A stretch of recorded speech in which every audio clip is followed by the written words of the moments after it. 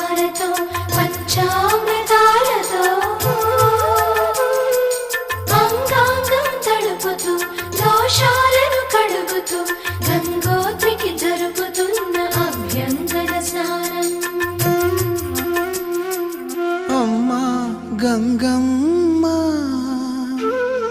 కృష్ణమ్మకు చెప్పమ్మా కష్టం కలిగించొద్దని, యమునకు చెప్పమ్మా